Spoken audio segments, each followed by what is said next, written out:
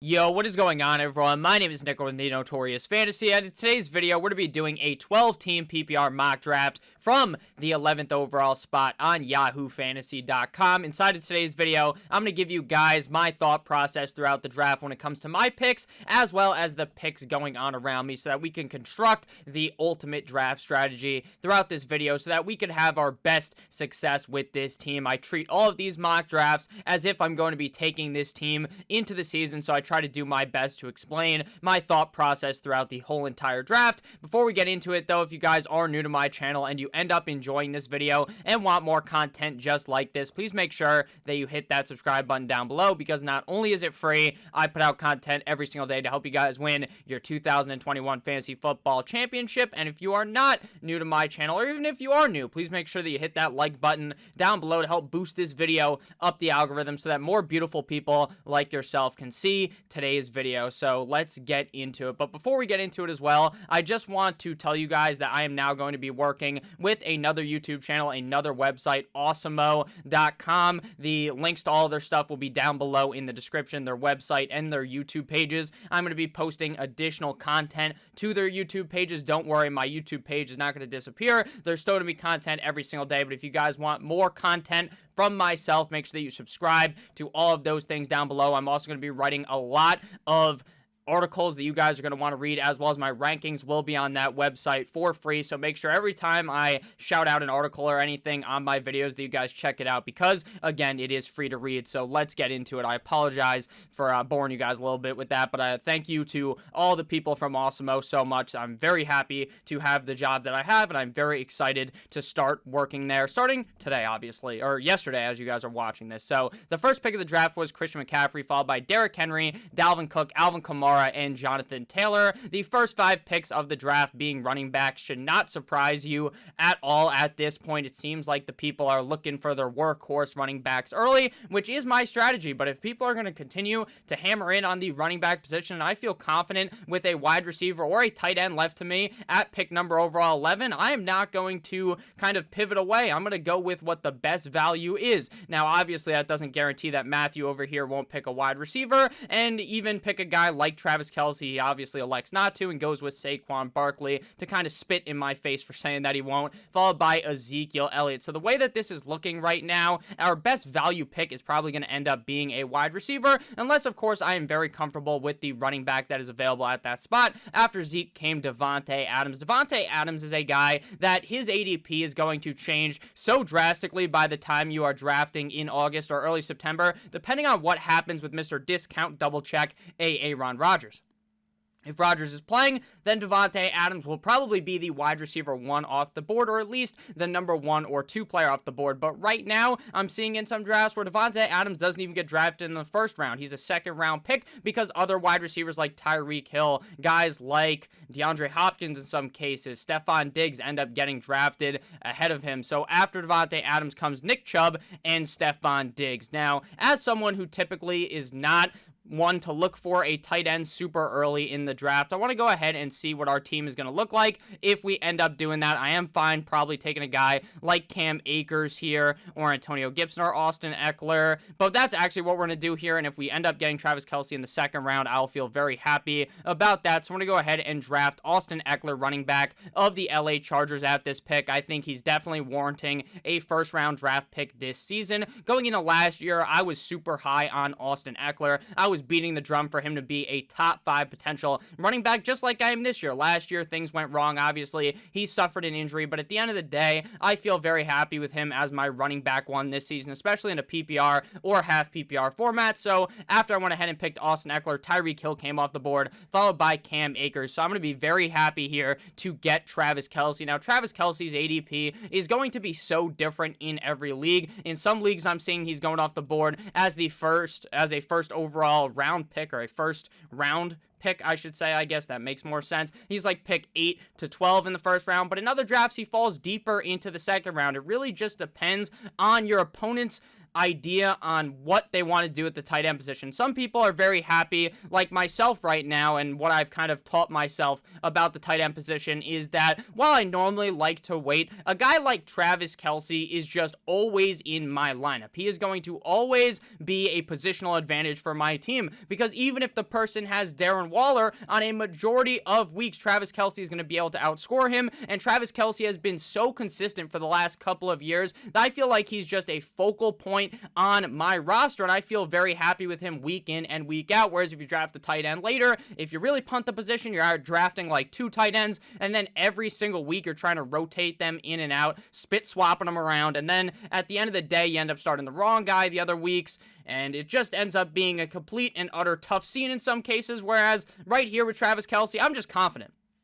I'm confident every single week going in with Travis Kelce. That's kind of my thought process on that. Now, I understand some people will be like, Nick, you should have just gotten another workhorse running back. You could have drafted DeAndre Hopkins here. You could have gotten a wide receiver. So my thought against that is that you got to try different things in your fantasy football drafts. When you're doing a mock draft, the goal is to try something different every single time. I'm not going to sit there at the 11th spot and draft Austin Eckler every single time. You want to know why? Because that doesn't really show me anything about my roster. Maybe I'll take Travis Kelce in the first round next time, and then in the second round go wide receiver, or maybe not go Austin Eckler at all, or go double wide receiver, double running back. That's what the key to mock drafts is, to try different things out and see if you can shake the draft out correctly with how you are attacking the draft. So after Travis Kelce came Calvin Ridley, Aaron Jones, Najee Harris, Joe Mixon, DeAndre Hopkins, DK Metcalf, Antonio Gibson, Clyde Edwards-Helaire, Patty Mahomes, and A.J. Brown to close out the second round. I feel very happy right now with how my team has gone down so far with Austin Eckler and Travis Kelce. There has been quite a run at the running back position, which is very typical. The first and second round are so running back heavy, and then the third round is kind of when the floodgates open wide and people are going to start hammering down on the wide receivers. We see that early on here with Justin Jefferson as well as with Terry McLaurin. I wouldn't be surprised if Sam over here elects to go wide receiver as well. Same thing with Lewis, because again, they have 2 running backs here already on their team. They don't necessarily need a third. You can obviously draft 3 running backs in a row. You can basically, just like what Lewis did, but you can really do anything to start off your draft. Any type of strategy you can do can work. A lot of people will try to go in and tell you, hey, don't draft the quarterback in the first round. Now, I'm going to tell you that as well. I will tell you that, but could you win your league doing that? 100%. But the biggest mess up, the biggest way to fuck up your draft from the start is by going into the draft laser focused on a certain strategy, saying, I need to draft a running back in the first and second round, because then what if the value isn't there? What if you're not a big fan of a guy like Austin Eckler or of Cam Akers? Then you're just taking them because they're a running back, right? Whereas you should just be drafting based upon how you feel the value of the players is, and throughout the draft, the value is dictated by how other people end up drafting throughout the draft. So after Keenan Allen came Miles Sanders, David Montgomery, George Kittle, meet Timbers, and Michael Thomas. I am not a guy that is very excited to be drafting George Kittle in 2021. Would I be surprised if he finished as the tight end number 2? No, not at all. But based upon the fact that he's been getting injured the last couple of years, the fact that the quarterback change may happen, how do we know how much that affects George Kittle? Because it seems like Jimmy G and George Kittle have a love affair on the fucking football field, but then you don't know what that's going to be with Trey Lance. Now, again, it's not necessarily going to completely take him down, right? He won't be terrible with Trey Lance, but there is a case to be made where the fact that he's injury prone, it seems like, at least, again, I'm not a doctor, and the fact that, you know, Trey Lance could come in, not look as much his way, and then you're ending up with not looking as much his way, and then you end up in a very bad situation. So looking at the players on the board here at running back, Chris Carson just went off the board, but I do still feel relatively confident in J.K. Dobbins. I know that tons of people right now are throwing a lot of hate towards J.K. Dobbins. I believe that J.K. Dobbins could easily be a top 10 running back in 2021 based upon the fact that the Baltimore Ravens are a run-heavy team. Put your fucking nose down and just run the ball a million times. I know Lamar Jackson's going to be vulturing points. I know Gus Edwards is going to be stealing points from J.K. Dobbins, but at the end of the day, if you can get the lead running back on a team that is going to be running the ball, maybe number one in the NFL, you're going to want to take that shot in the third round, and I am very excited to be getting J.K. Dobbins inside of the third round, almost the fourth round. Maybe he would have fallen to me, but I didn't want to take that risk because I feel very confident with J.K. Dobbins. After I went with J.K. Dobbins, Josh Allen came off the board. Very interesting every single draft to see where the quarterbacks go. In some leagues, Pat Mahomes might not get drafted until the fifth round, but in other leagues, Pat Mahomes might be the number one overall pick in your draft. Same thing with the other quarterbacks, guys like Kyler Murray, Josh Allen. They could really go anywhere inside of the top 5 rounds. Josh Jacobs coming off the board inside of the fourth round. Not super in love with any of these running backs here. I'm a fan of Myles Gaskin. I like Mike Davis. I like Kareem Hunt, but at the beginning of the fourth round, I am not of too much liking for that. So I'm going to go with Allen Robinson, wide receiver of the Chicago Bears. In yesterday's video with Dave Kluge, me and him did a breakdown of the whole Chicago Bears team for fantasy football in 2021. So if you missed out on that video, make sure you check it out after this one. But we talk about a lot in depth about Allen Robinson, about how Allen Robinson has been so consistent his whole career. Allen Robinson has been catching a million balls, putting up all of these high numbers with guys like Kissin' Titties Mitchell Trubisky, with 9-inch Nick Foles, with Blake Bortles. He's done it with all those shitty quarterbacks. So imagine what happens if Andy Dalton is just an uptick from that. And then imagine once Andy Dalton gets benched, that Justin Fields is a further step above that. Imagine how much of a wet dream you will be having with Allen Robinson in your roster. The night before Sunday, you're going to be sleeping and you're going to wake up with your sheets soiled because of how happy you are that Justin Fields is going to be throwing the deep ball to Allen Robinson. I am very confident in Allen Robinson. This is his franchise tag. They franchise tagged his ass. It doesn't seem like there's any way that he's going to reach a contract, so he's going to be furious. He's going to be trying to put up a zillion yards so that he can get paid by some other team because the Chicago Bears have done wrong. They have completely screwed Allen Robinson over. They've given him bad quarterbacks, but it is what it is. He's got a better quarterback now, and I am very confident in the amount of targets that this guy is going to see in 2021. After Allen Robinson comes Mike Evans, Julio Jones, Darren Waller, Amari Cooper, and Chris Godwin. So like I said at the beginning of the draft, the first 2 rounds, very heavily read on Yahoo because that is the running back position. But then the third round, wide receivers start coming off the board. But in the fourth round here, it's truly a wide receiver paradise. Only 1 running back off the board here and 1 tight end. That is very, very interesting to see the runs that happen on positions during drafts. It's noticeable that in the third and fourth round, you're going to be seeing a lot of runs at the wide receiver position. Same thing goes around the 5th round when people have taken already Kelsey, they have Kittle, they have Waller, and then like the 5th or 6th round, people start panicking. There's a full-on frenzy, like in The Office, the show when the building is on fire and everyone is having a panic attack because of Dwight. That's basically what happens in drafts. People are shitting their pants left and right thinking, oh man, I didn't end up getting Kittle, I didn't end up getting Waller, I didn't end up getting Kelsey. Now I need to draft Dallas Goedert in the 5th round. I need to draft Noah Fant. And you see like 4 of them go in like a 7-pick range. It's actually hilarious. Maybe we'll see it right now. Maybe I just spoke it into existence like my name was LeVar Ball. After Darren Waller came Amari Cooper, Chris Godwin, Bobby Trees, Adam Thielen, DJ Moore, Wiki, Chase Edmonds, Myles Gaskin, and T.J. Hawkinson. Through the first 4 rounds, I got Austin Eckler, Travis Kelce, J.K. Dobbins, and Allen Robinson. A chef's kiss moment for me. Now the question is that I have to ask you guys, what would you guys have preferred? Would you have preferred Travis Kelce and Allen Robinson or Darren Waller and Calvin Ridley? Let me know down below, because if you switch these picks here, obviously Travis Kelce and Robinson I already made, but say you switch Kelce and I take a guy like Calvin Ridley, or I take a DeAndre Hopkins, and then the 4th round instead of Allen Robinson, I take Darren Waller. What would you guys think about that? Which team would you end up preferring? I like the Kelce and Allen Robinson team because I'm very confident that there is definitely a world. I'm going to, rub the crystal ball a little bit. I can tell you that there's definitely a scenario where Allen Robinson finishes as a top 5 guy. guy, whereas there is definitely a world where Darren Waller is the number one tight end, but I think Travis Kelce just etches him out as the number one guy. There's just so much safety when it comes to Travis Kelce. After TJ Hawkinson comes James Robinson, Cooper Kupp, Kenny Golladay, and CeeDee Lamb. Interesting to see CeeDee Lamb fall this far in drafts. Right now on Underdog, a best ball website, CeeDee Lamb is going ahead of Amari Cooper. He's like a third round pick every single time. So it's interesting to see on every draft I do. Last video, a couple videos ago when I did a mock draft, I was on ESPN. The draft just looks so different. So when you guys are mock drafting for your league, if you do it on a website, make sure you're mocking on, if you play on Yahoo, mock on Yahoo. If you're playing ESPN, mock on ESPN. If you're playing NFL, mock on NFL, because it's much easier to understand what is going to be going on during your draft because the screen is the same every single time. Obviously, ADP will update. The screen will shift.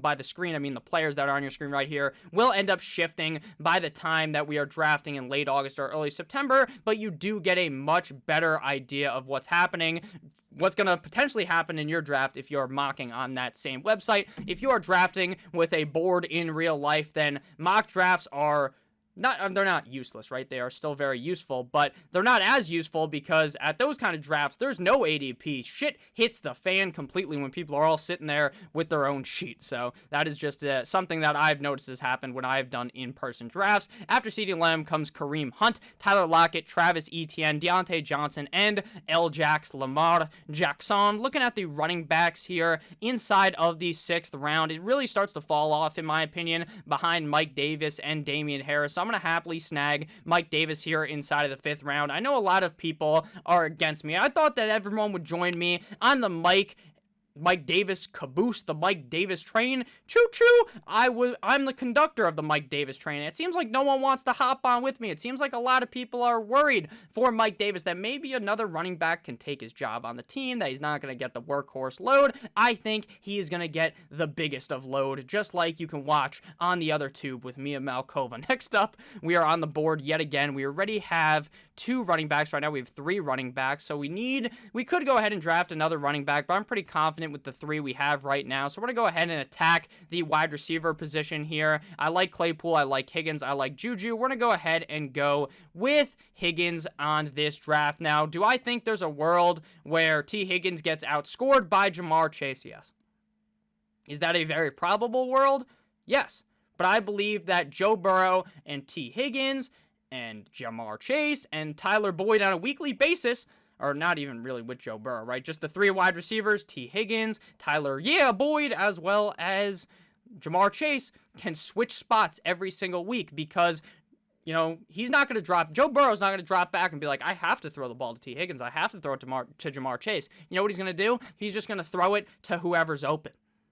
Maybe Ja'Marr Chase is open more times than T. Higgins, and he ends up being the better wide receiver on the year. But I predict that they are going to finish pretty closely to each other, so I'll take T. Higgins, the guy that I've seen do it so far in the NFL. That's not necessarily an argument that you have to make for each player, but I really am confident in T. Higgins. I'm confident in Ja'Marr Chase as well, because I think that this offense is going to be so pass-heavy this season with the fact that the defense is complete and utter dog shit. We are about 15-ish minutes into this video, so if you guys have ended up enjoying thus far through my explanation of these players, please make sure that you hit that subscribe button down below. So now we already have our roster pretty filled out here with the starting positions. Obviously on our team, I'm just a complete idiot when it comes to drafting on Yahoo, sometimes trying to maneuver our way around. So we got Allen Robinson, T. Higgins as our 2 starting wide receivers. Our 2 running backs are Austin Eckler and J.K. Dobbins. Our tight end is Travis Kelce, and our flex is Mike Davis. So it's time to start filling out the bench. I'm not really confident in drafting a quarterback at this point in the draft. It's not that I'm not confident in it, right? I'm fine taking a guy who's available right now. Let's look at who's available at the quarterback position. I'm fine filling out the roster with a guy like Aaron Rodgers at this pick. Why? Because I am confident that he is going to be the starting quarterback of the Green Bay Packers, and I'm confident that if he's not the Green Bay Packers quarterback, he's going to be the quarterback of the Denver Broncos. Now, there is a lot of talk right now, coming out yesterday, that Deshaun Watson is going to be traded to the Philadelphia Eagles. Am I saying that's true? No.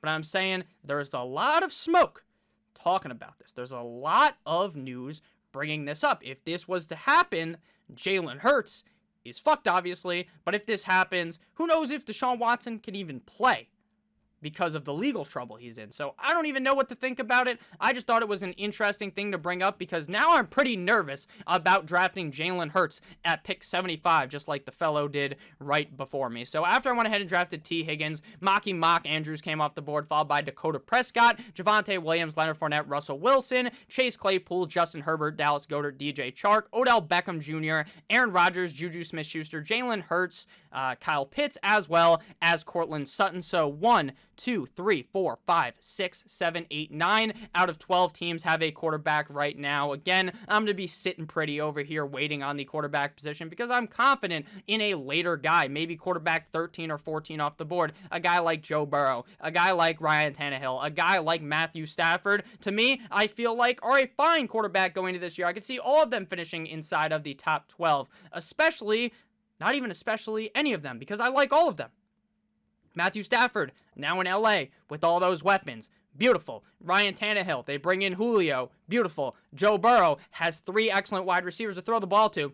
Chef's kiss. Beautiful. I like all 3 of them, so I'm confident in waiting. Looking at the running backs available right now, with the team we have, I am going to be drafting another running back, and then we're probably going to hop back onto the wide receiver train here. So we're going to go ahead here and select running back Ronald Jones of the Tampa Bay Buccaneers. Now, a couple of days ago, you might be like, oh, Nick, you uploaded a video called Must Avoid Backfields in Fantasy Football, and you talked about the Tampa Bay Buccaneers. Now, that's true, but I talked about how I like Ronald Jones more. I think every single week, you're going to be pulling your hair out for which running back to start. So if you're looking for supreme safety, you don't draft a guy like Ronald Jones because Bruce Arians is going to toss Ronald Jones in the lineup. He's going to fucking yank him out, throw him out of there, and Leonard Fournette gets inserted into the game, and it's basically a game of ping pong between Leonard Fournette and Ronald Jones entering the game. One of them's going to have a great game one week. The next week, it's going to be the other guy, and it's going to be tough to figure out. But as my running back 4, I'm confident that at least he shouldn't be in my lineup all that much,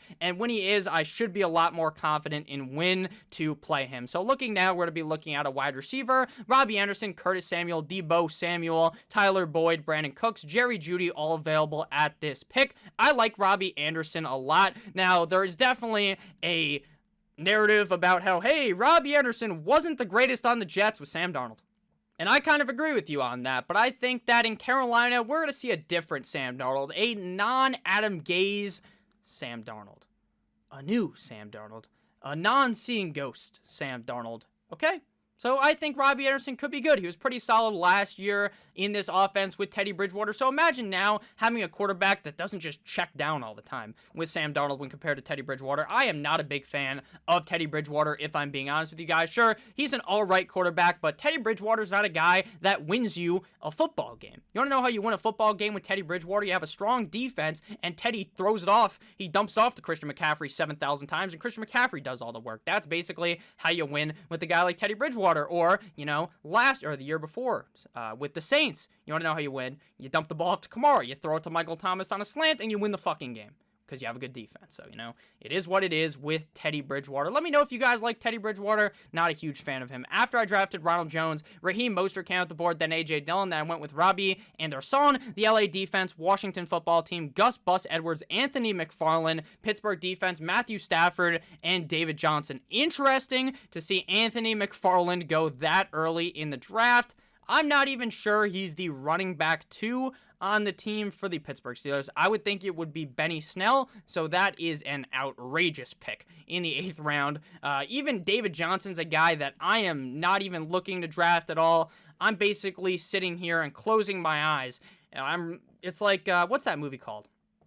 Bird Box, when you can't look. I've never even seen the movie, but where they have like the bandana on their face and they can't look because then the monster sees them. I'm just not looking at David Johnson because then the monster inside of me will for some reason want to draft him because everyone remembers the great years of David Johnson in Carolina when this guy looked like the best running back in the NFL. He looked like Le'Veon Bell was his bitch or something. He was looking super good, and then it all fell apart. Feels bad, man, for David Johnson. After Matthew Stafford came David Johnson, Deebo Samuel, Tyler Higbee, Baltimore Ravens defense, and Justin Tucker, the fucker. Do not be like the guy over here. Don't be like Brad.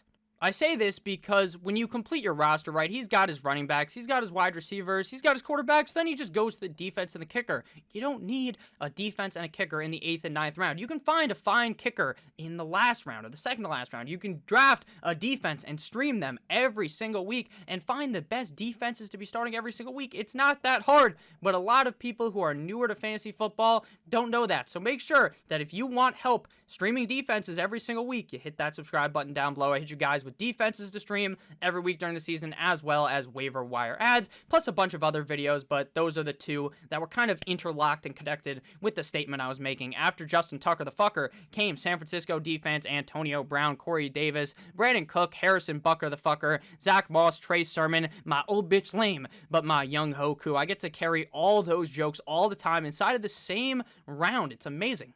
Chef's kiss, third leg Greg Zuerlein, another great joke here. So after that happened, we're going to go look for another running back here or wide receiver. Not ultra confident in any of these guys except for Michael Carter. Not super confident in Michael Carter's situation, but I think he could easily be the running back one there. But I do like one of these players a lot.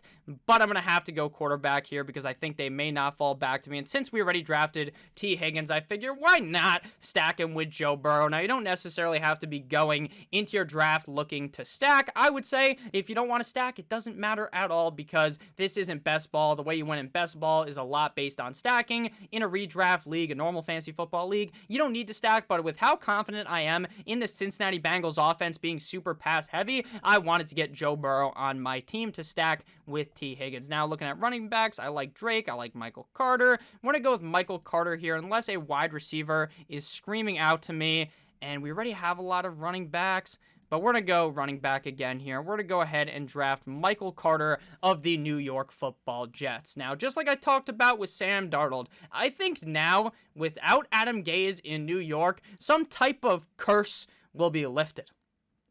Just the shadow, the array that was left on this, the stink that was left on this team from Adam Gase has been so strong. Last year, they were so bad with Adam Gase. The year before, so bad. There's a reason why Sam Darnold had to get traded.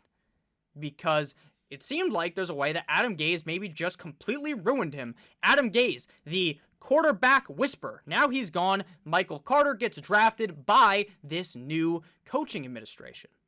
Saleh, he drafts Michael Carter. Now I know Tevin Coleman is there. They still have LaMichael P. Ryan. So there's a chance that this is just a RBBC, a running back by committee, in which we're probably not going to know what's going to happen every single week, and you're kind of pulling your hair out, kind of like with Leonard Fournette and Ronald Jones. But I do think there's also a pretty easy path for Michael Carter, who, in my opinion, out of UNC is much better than those other running backs that are on the team, to pave his way into a role of being the running back one on the New York Football Jets. And I also think they're going to just look better this year without Adam Gase, with a new quarterback, with a new head coach who I'm very confident in. I like Michael Carter a lot this season. I understand there's a bunch of reasons to argue against him, but at this value inside of the 10th round, when the other running backs are drafting here pretty much have no chance to be the running back one, at least Michael Carter, in my opinion, could easily be the running back one for the New York Football Jets. So looking at our team thus far, bench, we got Ronald Jones, Robbie Anderson, and Michael Carter. I'm very confident with the team we have built thus far, even with going with Travis Kelce inside of the second round. Now, like I said earlier, I'm not really someone who likes to draft a tight end early. But this year, the more and more I've thought about it, the position scarcity at tight end is so high. The difference, Dave Kluge talked about it yesterday, the difference between tight end 12 and tight end number 5 last year, I believe, was 3 touchdowns. 3 touchdowns. That just shows how if Jared Cook, a guy like Jared Cook, lucks into scoring 3 more touchdowns, he's a top 5 tight end because of how bad the tight ends are after like the top couple of guys, the top 4 guys. So when you have a guy like Travis Kelce who's in your lineup week in and week out, you just have such a positional advantage. That is something that scared me to draft a couple of years ago because, hey, I'm not going to be able to get 2 workhorse running backs early, but if things go your way, you're able to get Eckler, you're able to get Dobbins, and you also have Travis Kelce. I am very confident in this team. I would also like this team, though, if we didn't take Travis Kelce and we instead went with a guy like Calvin Ridley or DeAndre Hopkins. I still think that my team would be very, very solid. Let me know down below while I am doing these drafts, obviously, what you guys think about my team or what you guys think about my decision making. Would you have taken a different player at each spot? I'd love to talk about it in the comment section. One of the most fun things as someone who posts videos all the time is just talking to you guys in the comment section, because you guys have different opinions than me, which is awesome. I'm not over here trying to tell you to just think one way. That is something that a lot of people try to do. I'm trying to have an open conversation here. Even if you say that you don't like a certain player that I drafted, then that's okay with me, because I like to talk about it. Maybe I learned something new and you tell me something and I'm like, you know what? You're right. That does happen. Sometimes opinions can change. And as the offseason goes along, we will have a very good idea by the end of August if this is Michael Carter's backfield or if this is going to be Tevin Coleman season or something. And then you know what you do? You take Michael Carter, you dribble him around, and you throw him out of here because you don't want anything to do with him if there's no shot that he becomes the running back 1. But even if I think he starts as the running back 2, he could definitely surpass Tevin Coleman or LaMichael P. Ryan as the number 1 running back. Our turn is next. After I went with Michael Carter, Kenyon Drake, Tyler Boyd off the board, Ryan Tannehill, Jerry Jeudy, Tony Pollard, James Conner, Devontae Parker, Jarvis Landry, Devin Singletary, Robert Tonyan, Logan Thomas, Hollywood Brown, Alexander Madison, Irv Smith, Naheem Hines, Latavius Murray, Rob Gronkowski, Jalen Waddle, Matt Ryan, and Marvin Jones. So we were smart to take our quarterback 2 rounds ago because people have begun taking backup quarterbacks. I'm confident with the running back room we have thus far. I like Jamal Williams, but I want to go ahead and get another wide receiver onto this team that I really like. Now, I take these guys in basically every single video, so I will go with someone different, and that's going to be Michael Gallup, wide receiver of the Dallas Cowboys. I understand that he is going to be the wide receiver 3 on this team. But when Dak was healthy, Michael Gallup still looked good. And with how much this offense passes the ball because their defense sucks ass, Michael Gallup is going to be in a position to catch a lot of passes, and even as the number 3 target on the team, can still put up excellent numbers in your flex, especially if you're starting them up against the right matchup where they're playing up against a softer defense. Most of the time, yeah, I would take Devontae Smith over him, or I'd take Mike Williams over him, but we take those guys in a lot of these drafts, so I like to give guys a different look every time we're drafting. Looking at running backs, and I mean, I do like some of those guys, but I'd like to get some more wide receivers onto this team. So we're going to go ahead and choose between Devontae Smith and Mike Williams. I think I'm a little more confident in Devontae Smith. Now, Mike Williams is a guy that I was writing about a little earlier for an article that's going to go up on Awesemo whenever I'm able to post it, but that's talking about sleepers that I love. I love Mike Williams because a report came out that the offensive coordinator sees Mike Williams as the X receiver on the team. The offensive coordinator was former Saints offensive coordinator. And the Saints offensive coordinator, you want to know who his wide receiver was, the X? That was Michael Thomas. So we may see a load of targets for Mike Williams, but I think that Devontae Smith has a very clear path to being the wide receiver 1 on the Philadelphia Eagles. Now, I don't think Jalen Reagor sucks. I don't think J.J. Arcega-Whiteside necessarily sucks, but I don't think either of those guys can hold Devontae Smith's jockstrap. A lot of reports out of camp for Philadelphia are that Devontae Smith is great. And again, maybe Deshaun Watson will end up being his quarterback, which if that ends up happening and Deshaun Watson's name is cleared, he gets traded to the Eagles, then Devontae Smith's ADP is going to go through the fucking roof, go out of your house, through the roof, directly into the moon, destroy the moon, go into Mars, and directly smash into Uranus or whatever the order of the planets is. Maybe Pluto. Is Pluto even a planet anymore? That's a question. That's an interesting question.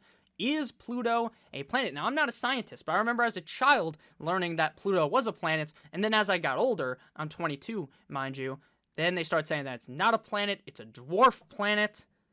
What does that mean? I mean, this has nothing to do with fantasy football, but I have no idea what the fuck that means.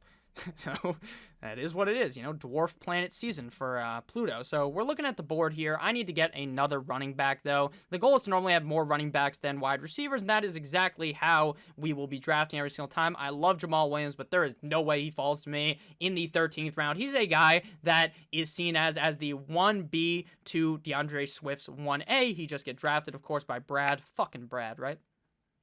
But he gets this role that could be good. But the reason why that role is bad is because the Detroit Lions are bad. They are bad, bad, bad, bad, bad. I think they could be good in a couple of years because their new head coach, Dan Campbell, talking about biting kneecaps off. That's a guy that I would want to be my head coach. I love my head coach, Brian Flores, so fuck you, Dan Campbell. But at the end of the day, I think that he's going to be able to coach this team up, and they're going to be good soon once they get rid of Jared Goff and stuff like that, and once they have a new team. But for right now, they're going to be bad this year. I believe it. And I think that Jamal Williams is going to be getting stuffed a lot, but he still is in such a good position that you just have to draft him inside of the 13th round. Look at other running backs. Again, people are always going to tell me, there was a commenter yesterday that left some nice praises for Rashad Penny. And I respect it. There's been Rashad Penny truthers in my comments for the last 3 years. And I think Rashad Penny is a talented running back, but he hasn't been able to stay healthy. And I don't think that Pete Carroll has that big of a role for him. That's just how I see it. Personally, I'm not drafting Rashad Penny to be Chris Carson's handcuff. The running backs I like later, I like James White. I like J.D. McKissick. I think Marlon Mack has a nice role inside of Indianapolis if Jonathan Taylor was to go down. I still do think Naheem Hines will be involved, but more as the pass-catching guy. Marlon Mack will be the bruiser running back there if JT was to get hurt, but if Jonathan Taylor doesn't get hurt, then this guy will see absolutely zilch, zero volume. James White is a guy who I think last year after the family incident that happened to him, that was terrible. Terrible, terrible, terrible. It really seemed to affect James White, and he didn't play that good last year. But if Cam Newton's really as good as he's saying he's going to be, maybe I'm going to have to flip the fucking script on Cam Newton. And if that's the case, then he's dumping it off to James White a lot more. Sheesh, James White might be a steal here this late in the draft. That's why he's a target of mine. Again, it's a 13th round pick. If James White sucks, you just cut him. It's not that hard. And Sexy Rex Burkhead is gone. Now we are back up on the board into picks. And we're going to be looking to draft a defense or a kicker here. And I'm not too sure which one we're going to do first. Probably going to be going kicker at this point. My boy Jason Sanders is still here. Jason Sanders is automatic, but we don't need a defense yet. We need to draft a running back. I was just talking about James White, how much I loved James White last year. Obviously, the family thing definitely hurt him, and the fact that Cam Newton wasn't dumping it off as much hurt him, but I think maybe we'll see something different here. Again, if he's not as good, then you just cut him. It's simple. He's a 13th round pick. To me, he's just worthy of this shot late in drafts. But now with the next pick, we have to go ahead and get our kicker, and hopefully Jason Sanders is still there for me. We are going to go defense in the last round. I'm going to explain to you my thought process on how you stream a defense. We're up here. Jason Sanders fell to us. So we're going to go ahead and select him here. Looking at the draft board at the picks down here, since so many people took defenses and kickers, you can see some actual picks down here. Justin Fields is a guy that I am pretty happy drafting in like the 12th or 13th round because I believe that if they bench Andy Dalton, which they will eventually, then Justin Fields has legitimate top 10 value from the fact that he's so good at running and he has a nice wide receiver core around him. Would I draft Tom Brady, Justin Fields, or Trey Lance? No. Why would you do that? You already drafted Tom Brady in the 7th round, so that means you're confident in him.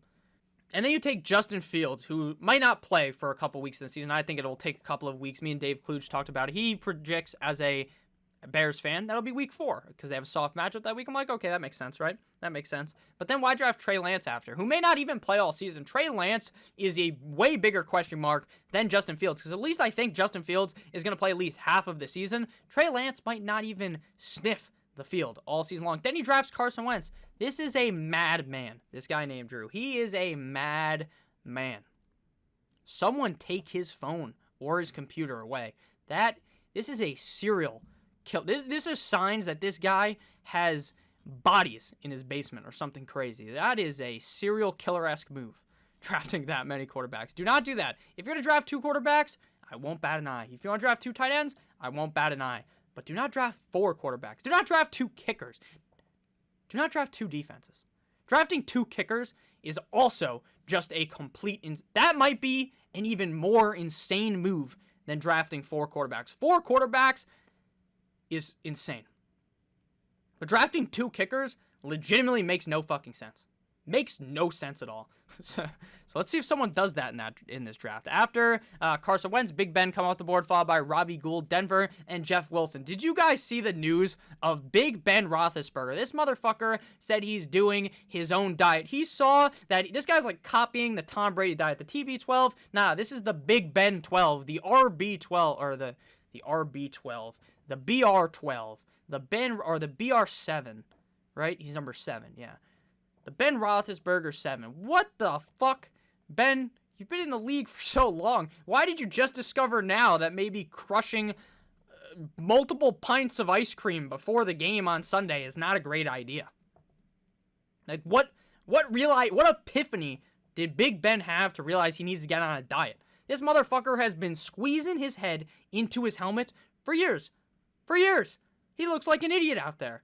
And then every time after the game, like the next Monday, you see practice, or Tuesday, you see practice, and this guy is bubble wrapped in like gauze or, you know, like an arm brace, a knee brace. He has crutches. This dude is, he's a crazy, he's not a crazy person, but he's like, I don't even know. I don't understand Big Ben.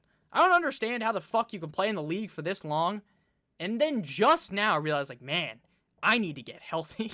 Like, it's just really funny. I mean, nothing against Big Ben. I'm happy for him for trying to get healthy. Maybe we see a new Big Ben this season, a fully unleashed Big Ben, because Big Ben actually looked good early last season, and then that playoff game against the Browns, thing went downhill, and then towards the end of the game, things started going correct. They started going everything matched up perfectly in his brain.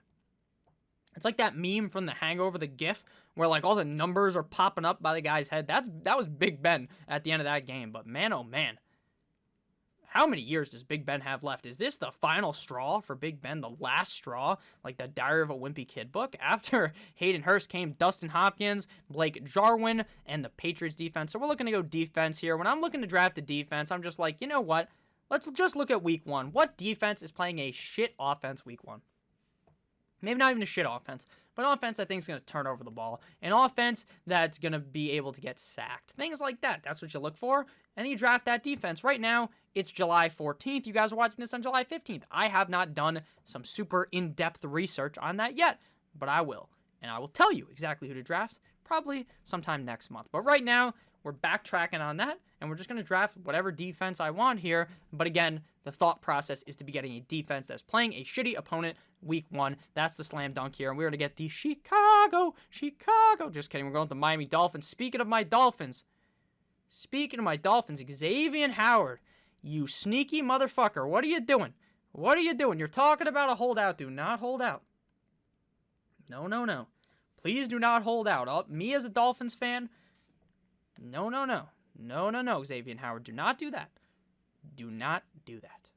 That would be, and maybe he gets traded too. That's also a report. And you're gonna see me I'm gonna come back on a video and I'm just going to be so sad if Xavier Howard gets traded. I'll probably have to record a video because even though it has very little fantasy relevance, as a Dolphins fan, that is going to be a shot in the heart. So thank you guys for watching this video. I apologize for going on a bunch of rants during this video, but if you've been watching me for a while, you know that's going to happen. And if you're not new, or if you are new, then you made it all the way through here. So big fucking round of applause for you. So looking at the team, we got Joey B as our quarterback. Our two wideouts are Allen Robinson and T. Higgins. Our running backs are Austin Eckler and J.K. Dobbins. Our tight end is Travis Kelce. Our flex is Mike Davis. Our bench is comprised of Ronald Jones, Robbie Anderson, Michael Carter, Michael Gallup, double Michael on the bench, Devontae Smith, James White. Our kicker is Jason Sanders, and our defense is Miami. I zoomed in more on this video, so hopefully you guys had a more clear image this time. It does kind of mess up the side of the screen because you can't see as much of my team, but it is what it is. I think it looks better. I love you guys all. Make sure that you stay safe. Make sure that you have a great rest of your guys' day.